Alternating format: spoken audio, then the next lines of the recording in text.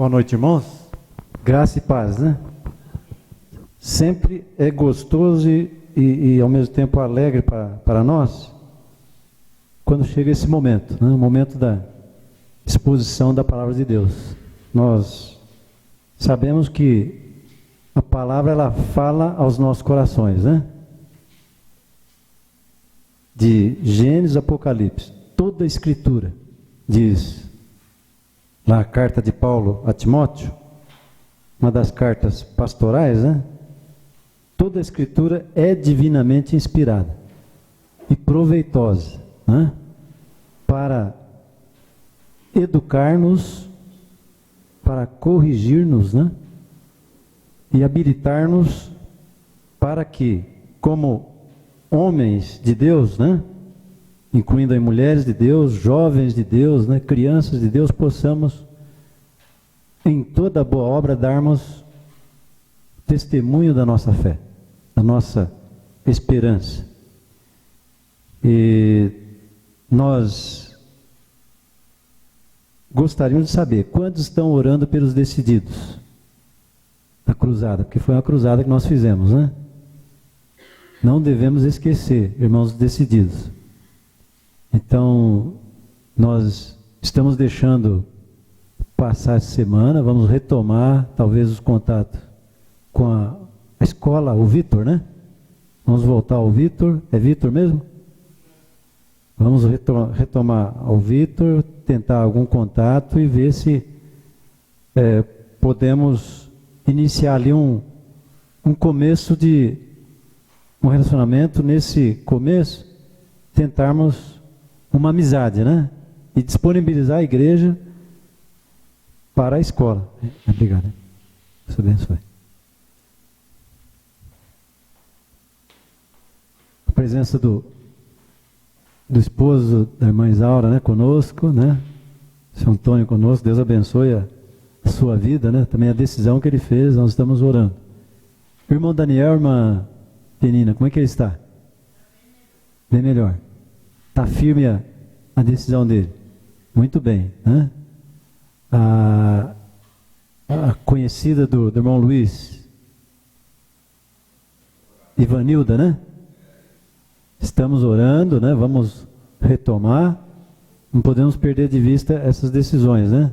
A dona Conceição também, nós devemos retomar, né? Não podemos perder de vista as orações.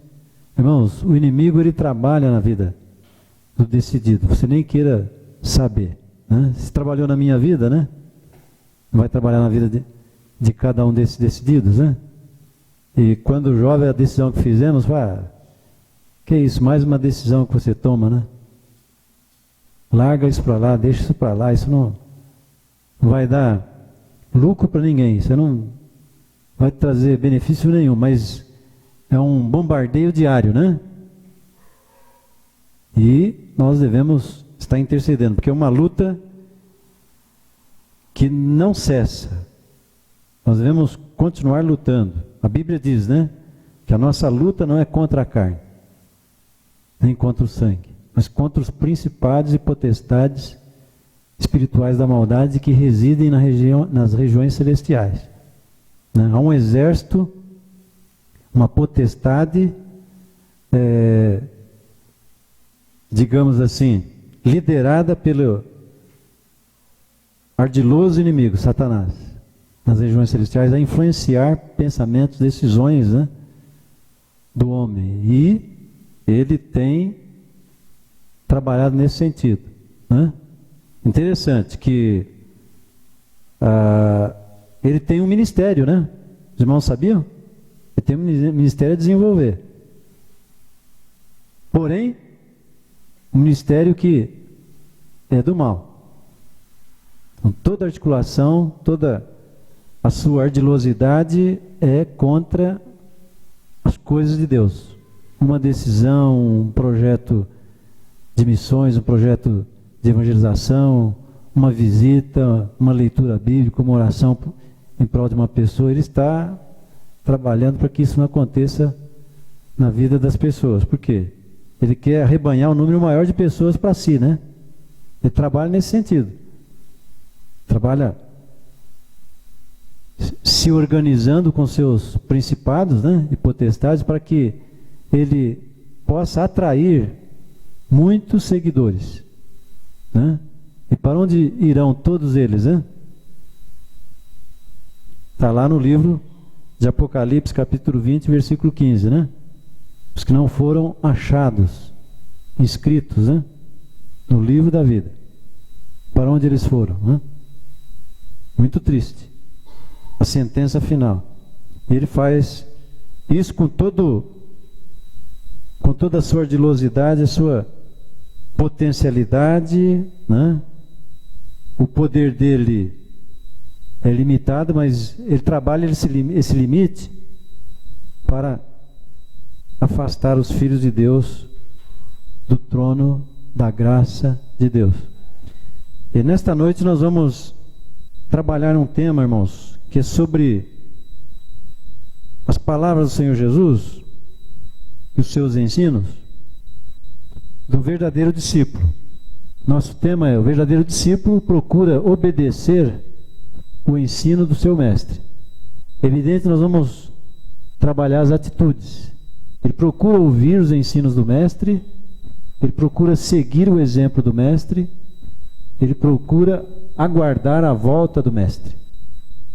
3 pontos, nesses 3 pontos, 3 atitudes, né? Então você e eu, estamos dispostos a ouvir os ensinos do mestre? Não lendo ainda o texto que está em Mateus, capítulo 7, de 24 a 29. Antes de lermos, Jesus vai dar o destaque ali para o ouvir.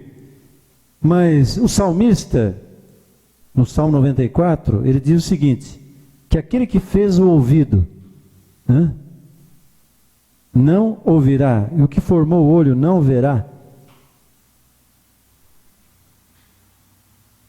Então nós sabemos que o ouvido é um instrumento magnífico, né? Muito precioso. Nós temos 3 ferramentas dentro do ouvido. Você sabia disso ou não? Temos um martelo, temos uma bigorna, né? E temos um estribo dentro do ouvido. Dentro do ouvido nós temos um líquido chamado endolinfa. Esse líquido, ele fornece as condições para o equilíbrio do corpo humano.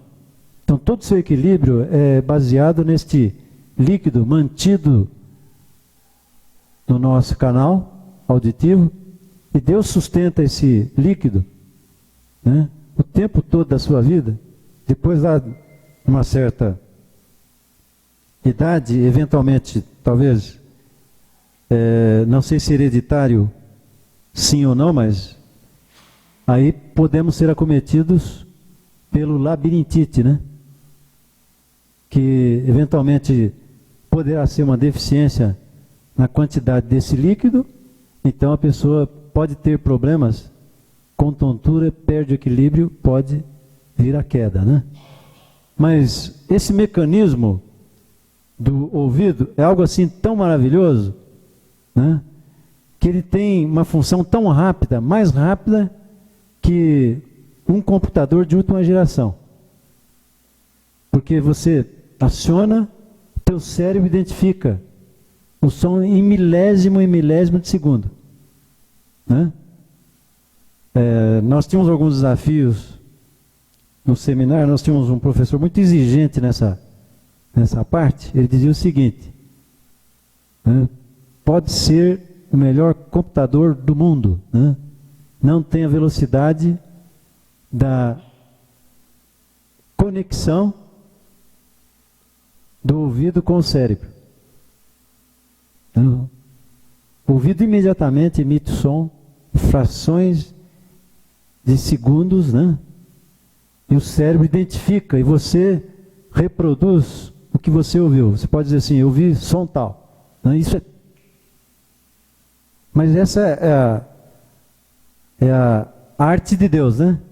Deus é o autor de tudo isso e nos faz sustentar. Então vamos nos ater ao texto de Mateus, capítulo 7.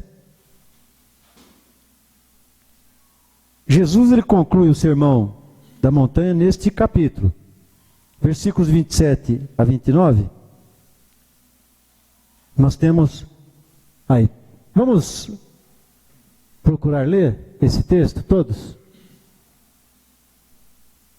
Todo aquele, pois, que escuta estas minhas palavras e as pratica, assemelhá-lo-ei ao homem prudente, que edificou a sua casa sobre a rocha. E desceu a chuva, e correram os rios, e assopraram ventos, e combateram aquela casa. E ela não caiu, porque estava edificada sobre a rocha. E aquele que ouve estas minhas palavras, e não as cumpre, compará-lo-ei ao homem insensato, que edificou a sua casa sobre a areia. E desceu a chuva, e correram rios, e assopraram ventos, e combateram aquela casa, e caiu, e foi grande a sua queda. E aconteceu que, concluindo Jesus este discurso, a multidão se admirou da sua doutrina, porquanto os ensinava como tendo autoridade, e não como os escribas.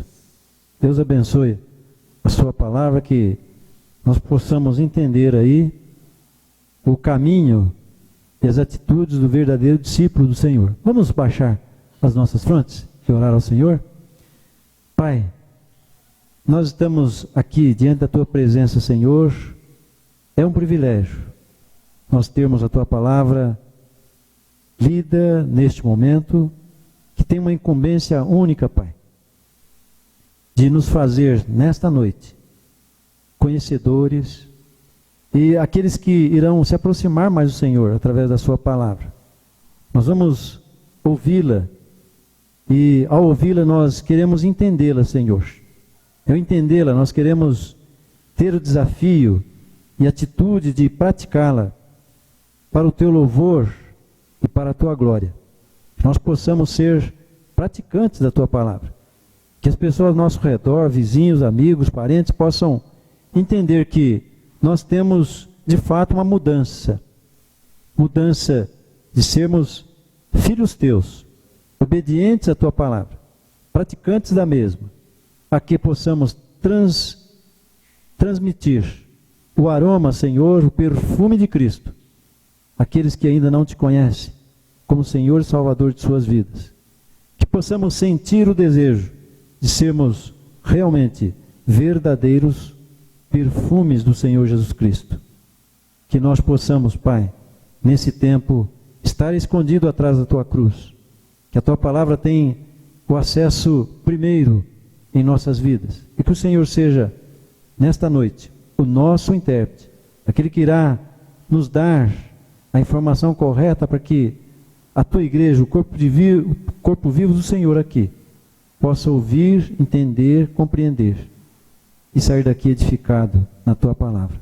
Usa-nos, capacita-nos e esconda-nos atrás da Tua cruz. Que o Senhor cresça nesse tempo, que eu diminua a cada instante. Oramos agradecidos em nome de Jesus. Amém. Então, conhecido Sermão da Montanha, visto pelos intérpretes da Escritura como o maior sermão do mundo. Nunca, jamais alguém conseguiu, interpretá-lo todo, comentá-lo todo, pregá-lo na sua, digamos assim, nos seus mais ricos e maravilhosos detalhes, tem esse sermão, o sermão do Senhor Jesus. Tanto que a população que estava ouvindo, eles ficaram maravilhados. Essa expressão aqui, da maravilha que a multidão foi acometida, foi que ficaram espantados. Nunca ninguém proferiu ensinos como estes. Olha os escribas, olha os fariseus, eles têm os seus ensinos, os seus discursos. Porém, este que se diz ser o Messias, ele tem ensinos maravilhosos e profundos. eles mexem conosco, eles falam conosco. Porventura, não podemos todos nós segui-lo? E nessa proposta, evidentemente, com a liderança de alguém, é que onde estava o Senhor Jesus, estavam as multidões, se acotovelando para que cada dia, cada momento, cada instante, se aproximasse mais dele para ouvir os seus ensinos, né? E até alguém mais estudioso do assunto e mais detalhista do assunto, escreveu sobre a pedagogia de Jesus, né? Como Jesus aplicou a sua pedagogia, né? As suas ilustrações, as suas parábolas, né? Irmãos, as parábolas são coisas assim magníficas, profundas, maravilhosas, as interpretações e as aplicações, né? E o que as parábolas do Senhor Jesus têm para nós é algo assim profundo, né? Até nós temos um irmão lá no Bonifácio, ele está fazendo um estudo sobre as parábolas. Todas as quintas-feiras ele dedica um tempo para o estudo das parábolas do Senhor Jesus.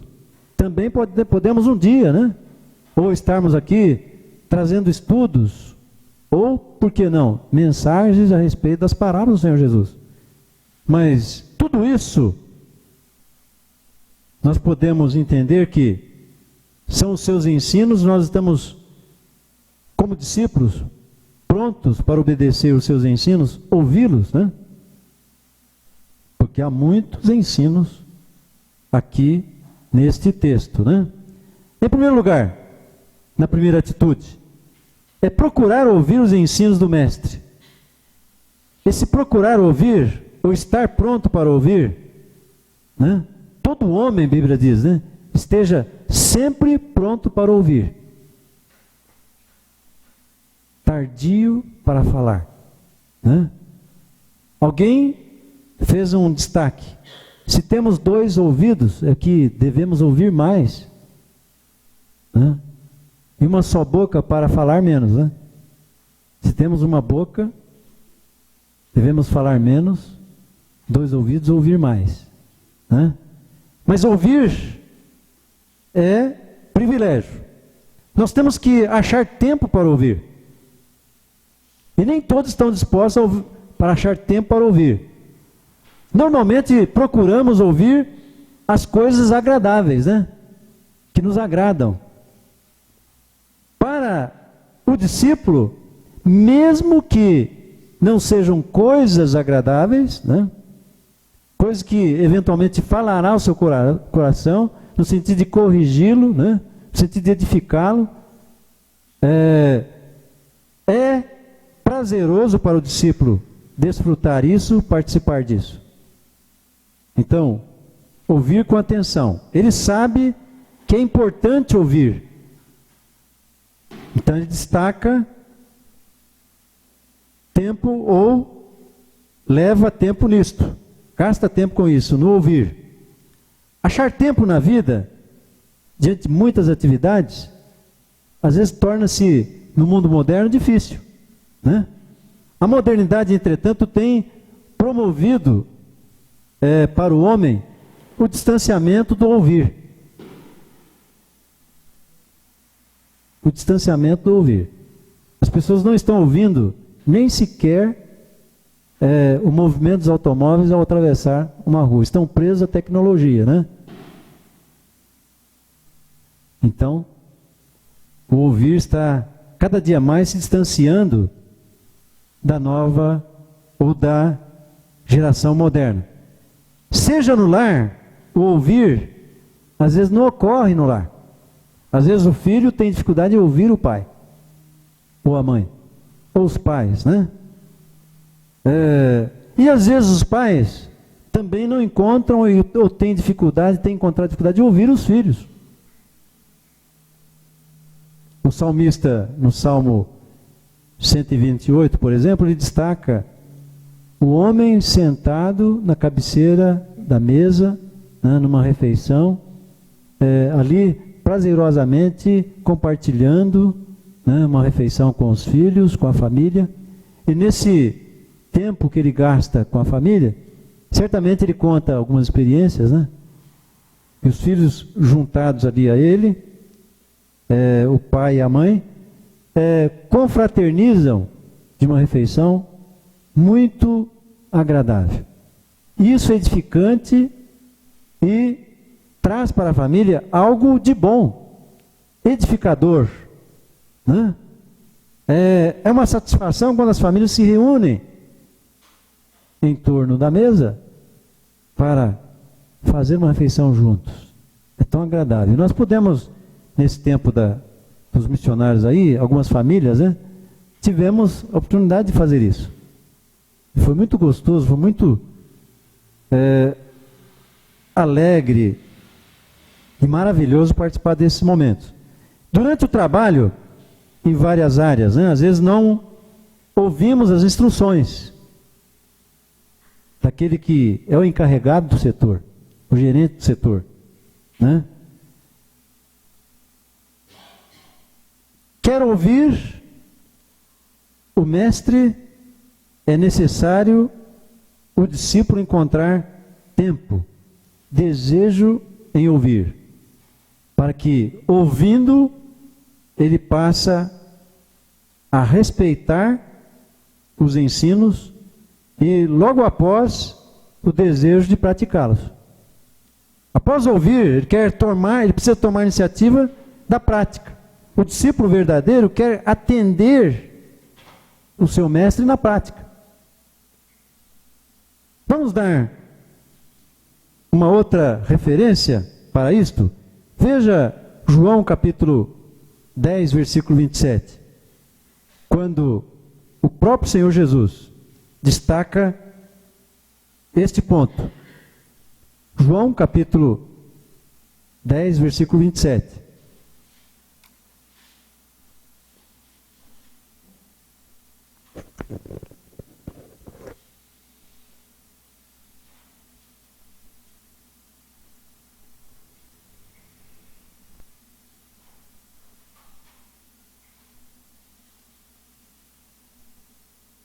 Muito bem. As minhas ovelhas, né? Ouvem a minha voz. E eu as conheço. E elas me seguem. Faz sentido isso para você, meu irmão, discípulo do Senhor, seguidor do Senhor? As minhas ovelhas. Por que minhas ovelhas? Porque Ele nos comprou com seu precioso sangue. E deu sua vida por nós, né? Em João 10, 11 ele disse: eu sou o bom pastor. O bom pastor dá a sua vida pelas ovelhas. Ora, se ele deu a sua vida pelas ovelhas, ele as comprou. Por isso nós somos agora propriedade dele. Somos ovelhas dele. Por isso ele diz nessa intimidade: vocês são minhas ovelhas. Você é ovelha do Senhor. Herdeira com Cristo, herdeiros com Cristo. Um dia vamos presenciar na eternidade o que Ele reservou para as suas ovelhas, o que Ele preparou para as suas ovelhas. Ele irá oferecer com muito carinho, com muito amor, né? Ele nos receberá nos seus braços, porque Ele é o bom pastor, acolhedor das suas ovelhas. Então as minhas ovelhas, é necessário aí, queridos irmãos, quando entendemos isso, que precisa haver um relacionamento das ovelhas do Senhor com Ele. Não basta sabermos que somos ovelhas. Nós precisamos experimentar este relacionamento. De fato, você tem este relacionamento com o Senhor, com o Salvador, e assim, se você tem esse relacionamento com Ele, as palavras dele para você, para nós, são palavras maravilhosas. São palavras inefáveis. São palavras que nós nem conseguimos explicar. De tão boas, agradáveis, frutíferas, edificadoras, confortadoras, né? Consoladoras.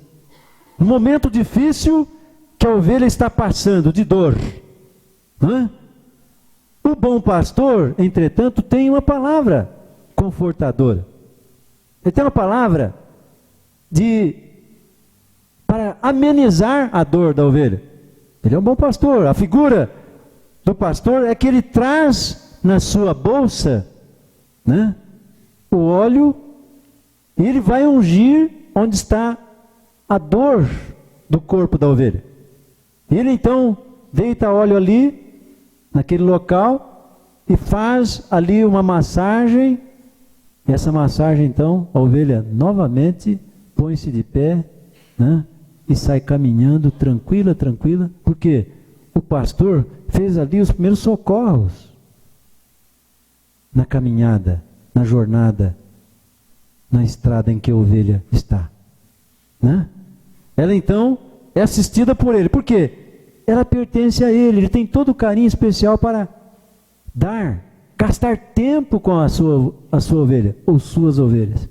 E esse relacionamento faz a ovelha prestar atenção nele. O que ele vai falar? Quando ele vai falar? Quanto tempo? O que ele tem? Enfim, essa curiosidade da ovelha, do Senhor, faz com que ela o ouça tranquilamente, sem pressa, sem dizer assim: olha, fala, bom pastor, eu tenho um horário, eu preciso ser mais rápido, não é por aí, o senhor está dando muito exemplo, o bom pastor, dá para, pega leve aí, bom pastor, né? Às vezes, irmãos, nós nos sentimos assim perante o Salvador, perante o bom pastor, mas ele diz assim: as minhas ovelhas ouvem a minha voz, eu as conheço e elas me seguem. Ou seja, as ovelhas dele, nesse bom relacionamento, nesse maravilhoso relacionamento com o bom pastor, elas ficam atenciosas, ouvindo, porque após as instruções, as orientações, o conforto, elas tomarão o rumo correto em suas vidas, as decisões corretas. Às vezes um emprego, meu querido, que não é para você, ele não quer que você tome posse desse emprego, ele tem outro emprego para você, ele tem outra moradia para você, ele tem outro médico para você, ele tem outra data de uma cirurgia, certamente, ou a mudança de medicação, em que o seu tratamento será um tratamento melhor, mais gostoso, mais tranquilo, e a sua enfermidade, certamente, será cuidada pelo bom pastor, indicando pessoas para cuidar de você. Por quê? Porque você é querida, o querido, a ovelha dele, o bom pastor. Mas atente, pois, para uma outra referência em relação a isto. Capítulo 12 de João, versículo 26, né? Estamos no 10, vamos para o 26. 12, versículo 26.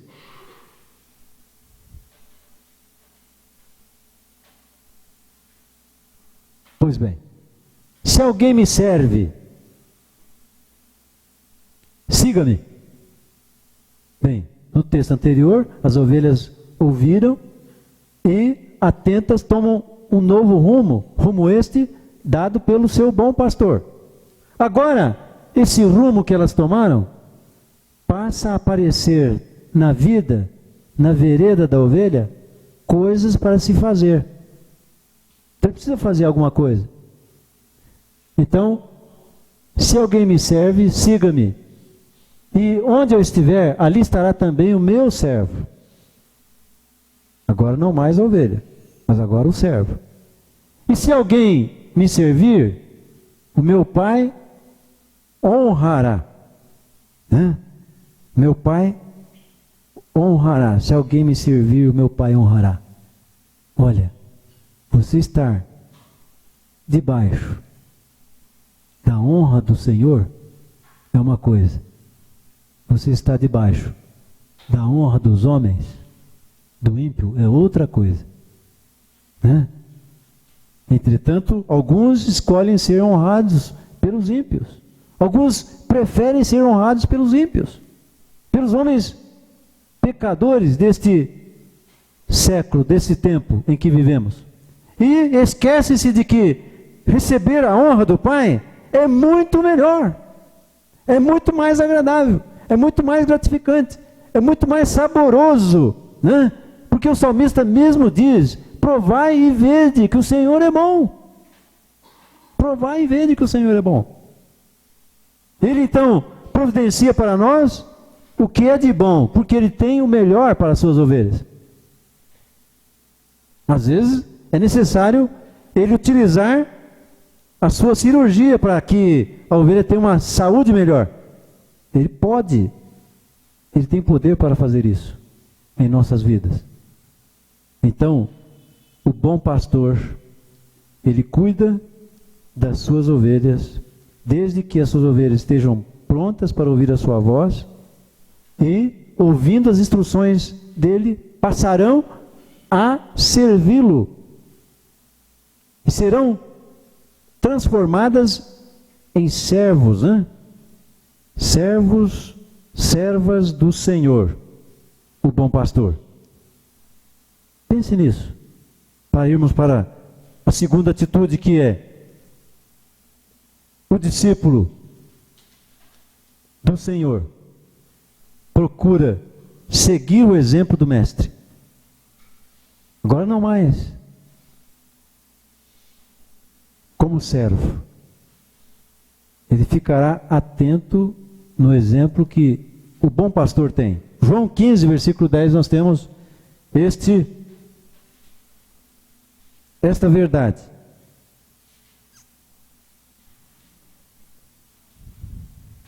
João 15, versículo 10 diz: se guardardes, né, uma condicional, se guardardes os meus mandamentos, permanecereis no meu amor. Do mesmo modo que eu tenho guardado os mandamentos do meu Pai, e permaneço no seu amor. Se o Pai é amor, João destaca na sua carta: Deus é amor. Meu ex-pastor, pastor José Ferreira, ele dizia o seguinte: nós precisamos de amor, Deus não. Atente para isso. Deus não precisa de amor. Por quê? Porque Ele é amor. Ele não precisa de amor, porque Ele é amor. A vida de Deus é amor. E João 3,16, o conhecido texto: porque Deus amou o mundo de tal maneira que deu seu Filho unigênito, para que todo aquele que nele crê não pereça, mas tenha a vida eterna. Deus amou o mundo, essa humanidade, irmãos, caída, perdida, distante dele. Ele é capaz de amar o homem blasfemo. Ele é capaz de amar o muçulmano, né, que enrola o seu tapetinho, põe debaixo do braço, e a meio-dia, ou às vezes 3 vezes ao dia, onde quer que ele esteja, na rua, próximo de um templo deles, né, ali ele estende o tapete no chão e ora ao Deus Alá. Deus contempla todo esse gesto da população muçulmana, mas continua dando água para os muçulmanos, alimento para os muçulmanos, roupa para os muçulmanos, comida, ar para respirar, né? Tudo, uma vida gratuitamente. Entretanto, eles não adoram o Deus da vida, o Deus Criador. Eles adoram um outro Deus. E Deus não é capaz. Ele podia dizer assim: ora, estão lá adorando um Deus que eles não conhecem. Vou destruí-los todos. Naquela região aqui, eu vou tirar o ar deles. Deus poderia tirar o ar daquela população e todos perecerem, morrerem. Mas Deus não faz assim. Por que Ele não faz isso? Porque Ele é amor. Porque Ele ama. Mesmo a ovelha desgarrada. Foi o que Isaías disse: todos nós andávamos desgarrados, como ovelhas. Cada um se desviava para o seu próprio caminho. Mas um dia nós ouvimos o chamado de Deus, através do Senhor Jesus, o bom pastor, e nós, ouvindo o seu chamado, atendemos o chamado dele, participamos, entregamos a nossa vida a ele.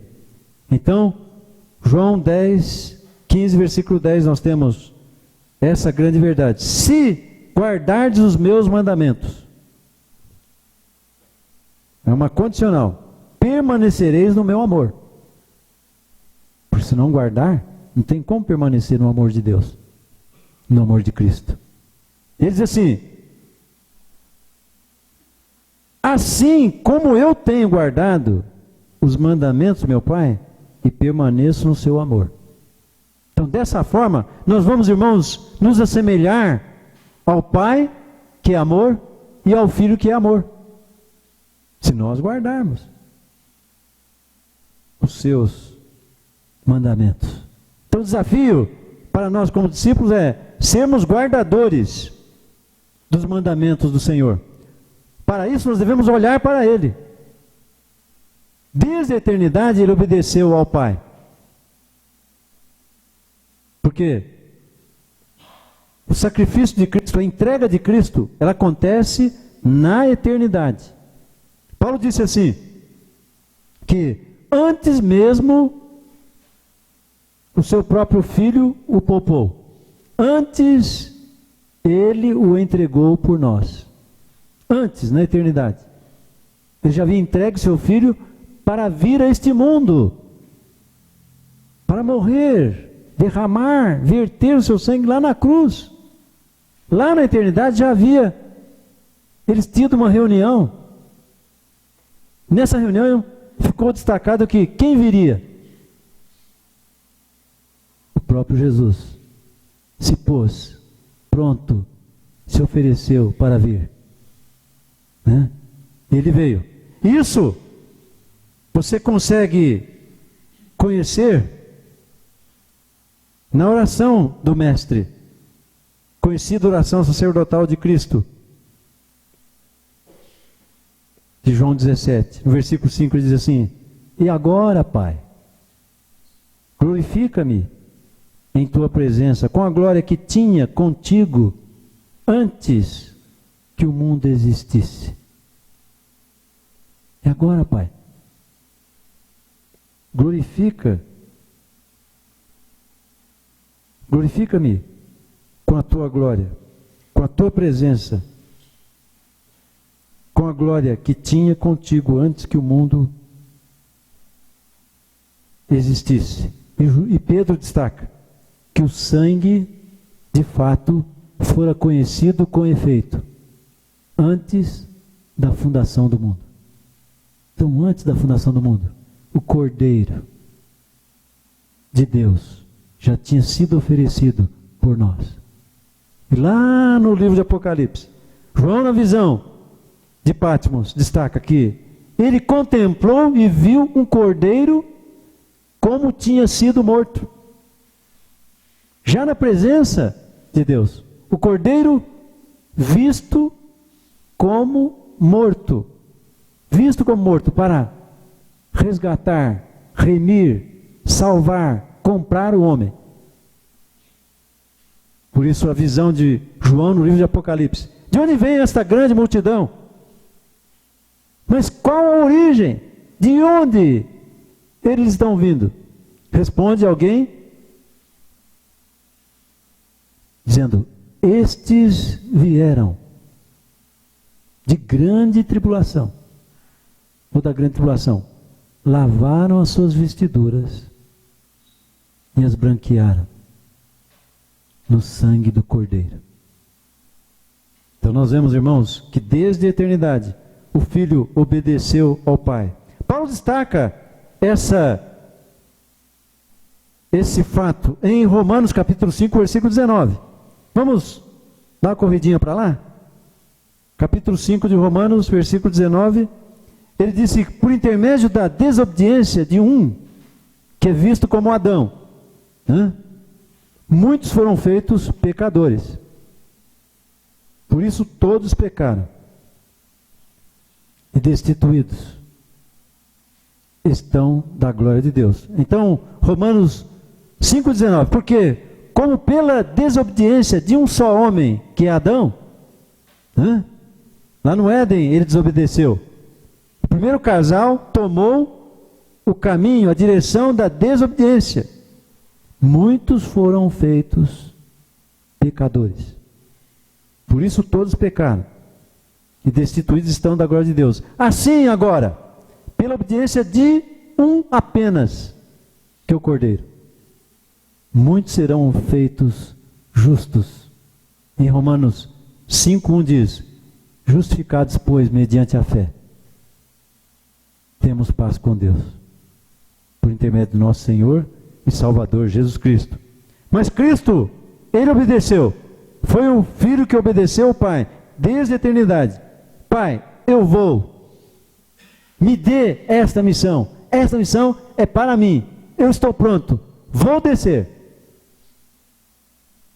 Vou encarnar-me.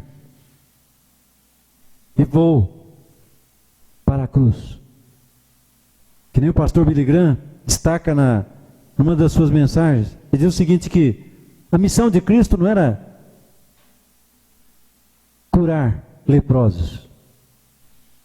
A missão de Cristo não era alimentar as multidões. A missão de Cristo não era ressuscitar mortos. A missão de Cristo não era transmitir ensinos. A missão do Salvador era a cruz. A missão dele era a cruz.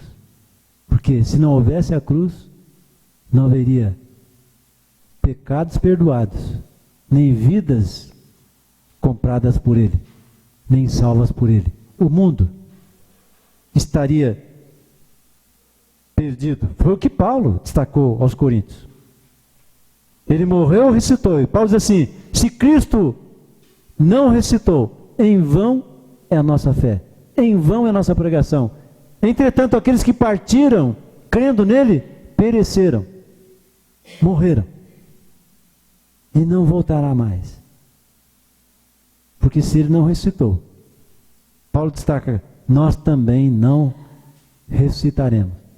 Ele disse, se nós esperarmos em Cristo, tão somente nesta vida, somos vistos como os mais miseráveis dos homens deste mundo. Palavras do apóstolo Paulo. E a nossa última atitude, como discípulo do Senhor, seguir o seu exemplo, sim, do Mestre, mas, meus queridos irmãos, é aguardar a volta do Mestre. Você agora é um discípulo que é um bom ouvinte, desejoso em ser praticante, desejoso em seguir o exemplo dele, mas agora ele quer encontrar-se com o Mestre. E que isso faz sentido para nós? Sim, vamos ver Apocalipse capítulo 3, versículo 11.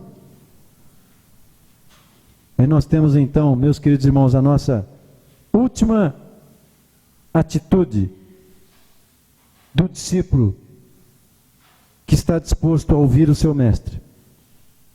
Que aí está: eis que venho sem demora, guarda o que tens, para que ninguém tome a tua coroa. Em outra versão, eis que venho sem demora, venho depressa. Guarda o que tem, retenha o que você tem, sua fé, sua convicção, sua aceitação, sua entrega a Ele, a sua vida no altar dele. Ninguém pode tirar isso, remover isso do seu coração.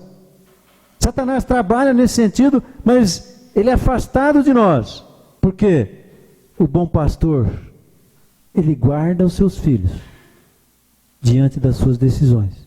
Mas o bom discípulo, a boa ovelha, aguarda a volta do seu mestre, né? Apontando para os fatos, ele fica não mais preso a uma tecnologia, mas fica atento ao que a notícia do mundo transmite. Há uma emissora que diariamente diz assim: finalmente, meus queridos, depois de tantas notícias ruins, tem uma boa notícia, né?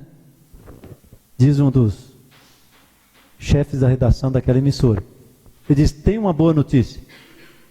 Essa boa notícia, normalmente ele transmite essa boa notícia com muita clareza, né? Uma didática da notícia muito clara, né? Então, irmãos, pensemos, ao estarmos relacionados aos acontecimentos do mundo, aproxima-se a redenção definitiva, final, do discípulo, da ovelha. É só você dar uma olhada, né? O clima no mundo, o aquecimento global, né? A mudança. Dificilmente você tinha, em pleno começo de maio, um inverno na sua totalidade, né? Quando não, nós temos regiões em que passa por um aquecimento solar altíssimo, né? A ponto de geleiras próximas aos polos estão se dissolvendo pelo calor. Enormes montanhas de gelo se dissolvendo, desaparecendo, né? Coisa que, se você há 30, 40 ou 50 anos atrás, jamais passaria pela nossa mente essa dissolução das geleiras. Isso é um resultado do aquecimento global. O desequilíbrio econômico no mundo, como o desequilíbrio religioso, o desequilíbrio político, gerando um caminho, preparando um caminho para a revelação e o aparecimento do anticristo. Então esse desacerto, esse desequilíbrio econômico no mundo, como político, como religioso, nada mais, meus queridos irmãos, do que abrir o caminho para a chegada, para a revelação do anticristo. Só você dar uma olhadinha, meu querido, nas igrejas que intensificam pregar e multiplicar os seus milagres, acostumando a população, acostumando este cardume, né, humano, a concordar com milagres, aceitar mais milagres. Porque quando ele se manifestar, lá em Tessalonicenses diz que ele aparecerá com todos os sinais e prodígios de mentira. Então esses sinais e prodígios de mentira, como que uma concorrência com os milagres dos evangelhos, os milagres de Cristo. Entretanto, a população atenta a isso, preparada para isso, servindo já a isso, conquistada por isso, acertada com isso, acordada com isso, em acordo com esses milagres, inconsciente, estão abrindo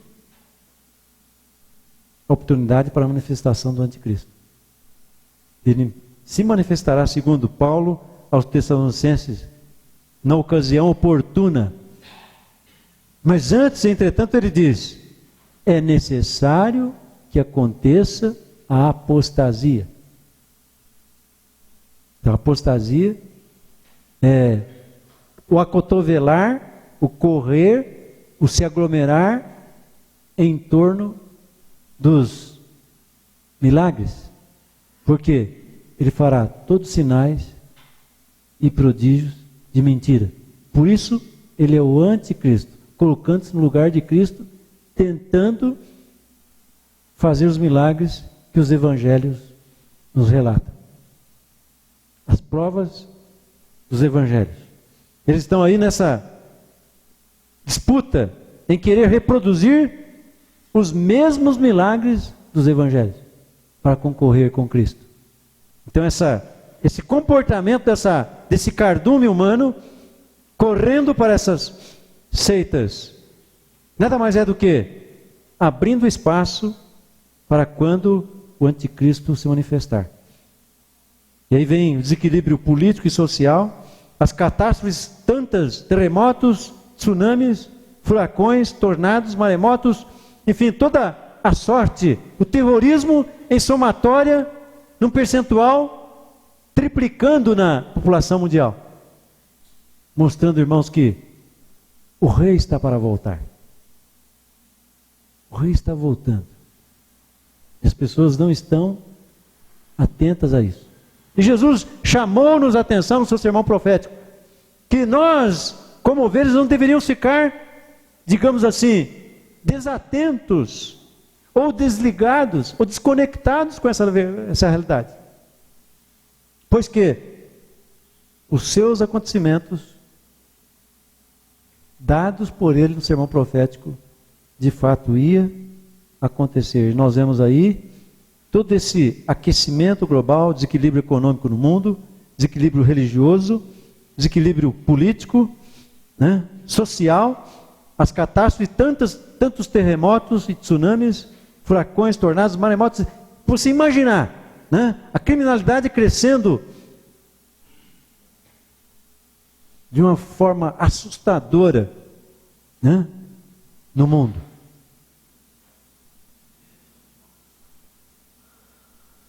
Você não consegue imaginar, né, um Pentágono em 11 de setembro ser atacado, né, mostrando que nem o Pentágono tem segurança no mundo, né? Então isso nos mostra que o rei está para voltar. Cristo está para voltar. E nós, como ovelhas, você como ovelha, como discípulo do Senhor, está pronto para o encontro com Ele? Você está pronto para, quando Ele arrebatar a igreja, estamos prontos para esse encontro? Cantamos um hino. O autor do hino diz assim: hei de ver o meu Redentor, hei de ver o meu Redentor, redimido junto dele eu hei de estar. Hei de ver o meu Salvador, os sinais dos cravos, hei de contemplar os sinais dos seus cravos. Eu quero contemplar, não mais como Tomé, Senhor, deixa eu apalpá-los para ver se realmente é o Senhor. Não, nós vamos contemplar os sinais dos cravos e andar com Ele na eternidade, num culto incansável, de dia e de noite, né? Incansavelmente nós vamos atrás do Salvador, e lá nós vamos encontrar com Ele na glória, com os anjos, com os arcanjos, com os serafins, com os querubins. Já pensou, meus irmãos, quando a igreja chegar na presença dele, né? Eu fico imaginando qual será o número do coral angelical que estará nos recebendo lá. Um coral com 1 milhão de anjos, já pensou? Um coral com 5 milhões de anjos, né? E quando ele dizer assim: vinde benditos, meu Pai, possui por herança um reino que está preparado desde a fundação do mundo. Então, um anjo corre e abre uma cortina muito grande e diz: entrem. Tudo isso eu vos preparei. É interessante que alguns daqui não acreditavam. Então entrem para a glória comigo, né? Aqui vocês não vão conhecer mais o que é choro. Aqui vocês não vão conhecer mais o que é dor. Aqui vocês não irão ver mais a morte. Aqui vocês não contemplarão mais a tristeza. Nada absolutamente dessas coisas são coisas passadas. Entrem para a eternidade comigo. Entrem para o gozo do teu Senhor. Essa é a recompensa do discípulo que ouviu as suas palavras, guardou-as no seu coração e as praticou. Naquele dia, ouvirá a voz do Salvador: venha estar comigo na eternidade. Venha contemplar os anjos que estão aqui para servi-los. Você, meu irmão, ovelha do Senhor, você na eternidade será servido pelos anjos. Nós vamos ser servidos pelos anjos. Os anjos irão nos servir. Se eles já nos servem aqui, ele não acampa ao redor daqueles que o temem e os livra? Aqui neste mundo, nesse planeta? E na eternidade? Nós vamos receber o serviço angelical a nosso favor.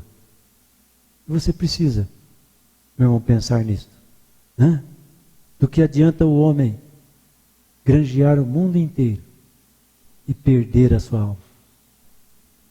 Do que adianta o homem pensar neste mundo, tudo passageiro, tudo isso nós vamos deixar, este chão vai desaparecer para nós um dia, para você, meu querido, não existirá chão para nós vamos para a eternidade, seremos transformados, a Bíblia diz, no abrir e fechar de olhos.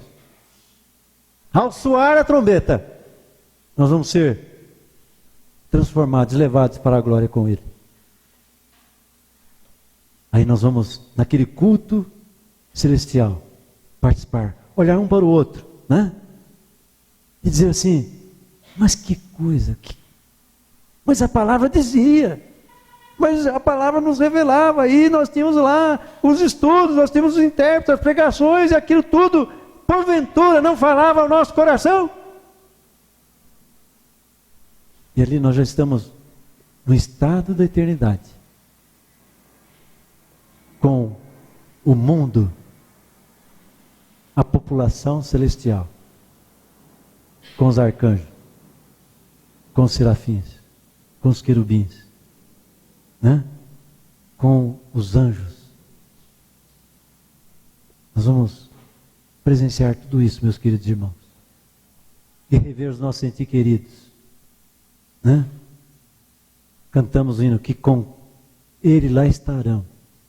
Nós vamos lá abraçar os nossos entes queridos que partiram, né? Irmãos, amados, parentes, amados, amigos que partiram para a glória, nós vamos rever, né?